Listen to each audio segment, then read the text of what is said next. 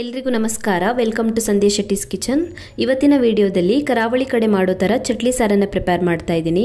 ತುಂಬಾ ರುಚಿಯಾಗಿರುತ್ತೆ ಇದು ರೈಸ್ ಜೊತೆ ತಿನ್ನೋದಕ್ಕೆ. ಹಾಗೆಯೇ ಇದಕ್ಕೆ ಸ್ವಲ್ಪನೂ ಎಣ್ಣೆ ಹಾಕದೇ ಇರೋದ್ರಿಂದ ಹೆಲ್ದಿ ಆಗಿನೂ ಇರುತ್ತೆ. ಚಟ್ಲಿ ಸಾರು ಮಾಡೋದಕ್ಕೆ ಮೊದಲಿಗೆ ನಾನಿಲ್ಲಿ 1/4 kg ಆಗೋಷ್ಟು ಚಟ್ಲಿನ ತೊಳೆದು ರೆಡಿ ಮಾಡಿ ಇಟ್ಕೊಂಡಿದ್ದೀನಿ. ಕ್ಲೀನ್ ಮಾಡಿದ್ಮೇಲೆ 1/4 kg ಆಗೋಷ್ಟಿದೆ ಇದು. ಮೊದಲಿಗೆ ಇದಕ್ಕೆ ಒಂದು 1/4 ಚಮಚ ಅರಿಶಿನ ಪುಡಿ ಹಾಗೆಯೇ 1 ಚಮಚ ಆಗೋಷ್ಟು ಉಪ್ಪನ್ನು ಸೇರಿಸ್ಕೊಳ್ತಾ ಇದ್ದೀನಿ ಮ್ಯಾರಿನೇಟ್ ಮಾಡ್ಕೊಳ್ಳೋದಕ್ಕೆ. ಚೆನ್ನಾಗಿ ಮಿಕ್ಸ್ ಮಾಡ್ಕೊಳ್ಬೇಕು. ಇದನ್ನು ಚೆನ್ನಾಗಿ ಮಿಕ್ಸ್ ಮಾಡಿಬಿಟ್ಟು ಒಂದು 15 ರಿಂದ 20 ನಿಮಿಷದವರೆಗೂ ಮ್ಯಾರಿನೇಟ್ ಮಾಡ್ಕೊಳ್ಬೇಕು. ಅಷ್ಟರಲ್ಲಿ ನಾವು ಮಸಾಲೆನ ಪ್ರಿಪೇರ್ ಮಾಡ್ಕೊಳ್ಳೋಣ. ಮೊದಲಿಗೆ ಮಸಾಲೆ ಹುರ್ಕೊಳ್ಬೇಕು. ಮಸಾಲೆ ಹುರ್ಕೊಳ್ಳೋದಕ್ಕೆ ನಾನಿಲ್ಲಿ ಇದಕ್ಕೆ 8 ರಿಂದ 10 ಬ್ಯಾಡಗಿ ಮೆಣಸಿನಕಾಯಿಗಳನ್ನು ಸೇರಿಸ್ಕೊಳ್ತಾ ಇದ್ದೀನಿ.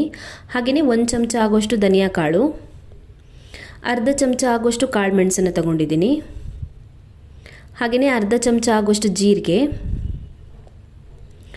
ಒಂದು 2 ಚಿಟಿಕೆ ಆಗೋಷ್ಟು ಮೆಂತೆ ಕಾಳನ್ನು ತಗೊಳ್ತಾ ಇದ್ದೀನಿ. ಜಾಸ್ತಿ ಮೆಂತೆ ಕಾಳು ಹಾಕಿದರೆ ಕಹಿ ಆಗುತ್ತೆ. ಸೊ ಒಂದು 2 ಚಿಟಿಕೆ ತಗೊಂಡ್ರೆ ಸಾಕಾಗುತ್ತೆ.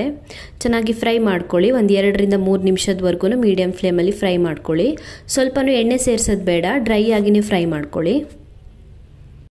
ಮಸಾಲೆ ಚೆನ್ನಾಗಿ ಫ್ರೈ ಆಗಿದೆ. ಇದನ್ನ ನಾವೀಗ ಪಾತ್ರೆಯಿಂದ ತೆಗೆದಿಟ್ಕೊಂಡಿದ್ದೀನಿ. ಇವಾಗ ಇದಕ್ಕೆ ಒಂದು ಚಿಕ್ಕ ಹುಣಸೆ ಹಣ್ಣನ್ನು ಸೇರಿಸ್ಕೊಳ್ಬೇಕು. ಹಾಗೆಯೇ ಒಂದು 4 ಬೆಳ್ಳುಳ್ಳಿ ಹೆಸರುಗಳನ್ನು ಸೇರಿಸ್ಕೊಳ್ತಾ ಇದ್ದೀನಿ. ಒಂದು ಚೆನ್ನಾಗಿ ಹೆಚ್ಚಿರುವಂಥ ಈರುಳ್ಳಿನ ಸೇರಿಸ್ಕೊಳ್ತಾ ಇದ್ದೀನಿ. ಮೀಡಿಯಂ ಸೈಜ್ ಈರುಳ್ಳಿನ ಚೆನ್ನಾಗಿ ಹೆಚ್ಚಿಬಿಟ್ಟು ಸೇರಿಸ್ಕೊಳ್ತಾ ಇದ್ದೀನಿ. ನೀವು ಅರಿಶಿನ ಪುಡಿ ಚಟ್ಲಿಗೆ ಹಾಕಿಲ್ಲ ಅಂದರೆ ಇವಾಗ ಬೇಕಾದ್ರೂ ಸೇರಿಸ್ಕೊಳ್ಬೋದು. ಹಾಗೆಯೇ ಒಂದು ಚೆನ್ನಾಗಿ ಹೆಚ್ಚಿರುವಂಥ ಟೊಮ್ಯಾಟೊನ ಸೇರಿಸ್ಕೊಳ್ತಾ ಇದ್ದೀನಿ. ಟೊಮ್ಯಾಟೊ ಕೆಲವರು ಹಾಕಲ್ಲ, ಬಟ್ ನಾನು ಸಾರು ರುಚಿಯಾಗಿರುತ್ತೆ ಅಂತ ಹಾಕ್ಕೊಳ್ತಾ ಇದ್ದೀನಿ. ಹಾಗೆಯೇ 1 ಕಪ್ ಆಗೋಷ್ಟು ತೆಂಗಿನಕಾಯಿ ತುರಿನ ಹಾಕ್ಕೊಳ್ತಾ ಇದ್ದೀನಿ. ಸೊ ಮೀಡಿಯಂ ಸೈಜ್ ತೆಂಗಿನಕಾಯಲ್ಲಿ ಅರ್ಧ ತೆಂಗಿನಕಾಯಿನ ತುರಿದ್ಬಿಟ್ಟು ಸೇರಿಸ್ಕೊಳ್ತಾ ಇದ್ದೀನಿ.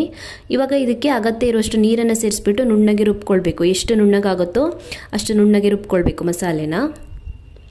ಮಸಾಲೆ ರುಬ್ಬಿಟ್ಟು ರೆಡಿ ಆಗಿದೆ. ಇವಾಗ ಇದಕ್ಕೆ ನೀರನ್ನು ಸೇರಿಸ್ಕೊಳ್ಳೋಣ ಹದ ನೋಡಿಬಿಟ್ಟು. ನಾನೊಂದು 2 ರಿಂದ 3 ಲೋಟ ಆಗೋಷ್ಟು ನೀರನ್ನು ಹಾಕ್ಕೊಳ್ತಾ ಇದ್ದೀನಿ. ಚೆನ್ನಾಗಿ ಮಿಕ್ಸ್ ಮಾಡ್ಕೊಳ್ಳಿ. ಜಾಸ್ತಿ ದಪ್ಪನೂ ಬೇಡ, ತೆಳುನೂ ಬೇಡ, ಮೀಡಿಯಂ ಹದದಲ್ಲಿರಲಿ.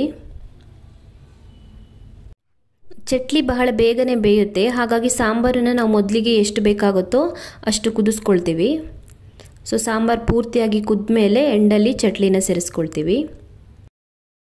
ಚೆನ್ನಾಗಿ ಮಿಕ್ಸ್ ಮಾಡ್ಕೊಳ್ಳಿ. ಮಿಕ್ಸ್ ಮಾಡಿದ್ಮೇಲೆ ಮಸಾಲೆನ ಒಂದು 10 ನಿಮಿಷ ಆದ್ರೂ ಚೆನ್ನಾಗಿ ಕುದಿಸ್ಕೊಳ್ಬೇಕು ಮುಚ್ಚಳನ ಮುಚ್ಚಿಬಿಟ್ಟು. ಸೊ ನಾನೊಂದು 10 ನಿಮಿಷ ಚೆನ್ನಾಗಿ ಕುದಿಸ್ಕೊಂಡಿದ್ದೀನಿ ಮಸಾಲೆ ಚೆನ್ನಾಗಿ ಕುದ್ದಿದೆ. ಇವಾಗ ಇದಕ್ಕೆ ಪ್ರಾನ್ಸನ್ನು ಸೇರಿಸ್ಕೊಳ್ಳೋಣ, ಚಟ್ಲಿನ.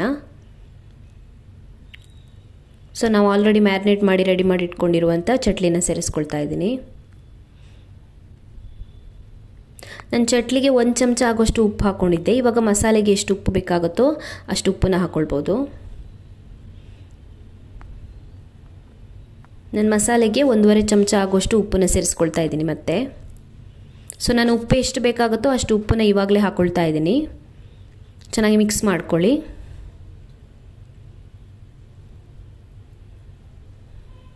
ಇವಾಗ ಮುಚ್ಚಳನ ಮುಚ್ಚಿಬಿಟ್ಟು ಇನ್ನೊಂದು 5 ರಿಂದ 10 ನಿಮಿಷದವರೆಗೂ ಚೆನ್ನಾಗಿ ಕುದಿಸ್ಕೊಳ್ಬೇಕು. ಆವಾಗ ಚಟ್ಲಿ ಬೇಯುತ್ತೆ. ಓವರ್ ಕುಕ್ ಆದರೆ ಚೆನ್ನಾಗಾಗಲ್ಲ, ಗಟ್ಟಿ ಆಗುತ್ತೆ. ಒಂದು 10 ನಿಮಿಷ ಬೇಯಿಸ್ಕೊಂಡ್ರೆ ಸಾಕಾಗುತ್ತೆ.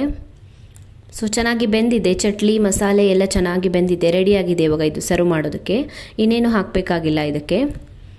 ಸೊ ಚಟ್ಲಿ ಸಾಂಬಾರು ಇವಾಗ ಸರ್ವ್ ಮಾಡೋದಕ್ಕೆ ತಯಾರಾಗಿದೆ. ತುಂಬಾ ರುಚಿಯಾಗಿರುತ್ತೆ. ರೈಸ್ ಜೊತೆ ತಿನ್ನೋದಕ್ಕೆ ತುಂಬಾ ಚೆನ್ನಾಗಿರುತ್ತೆ.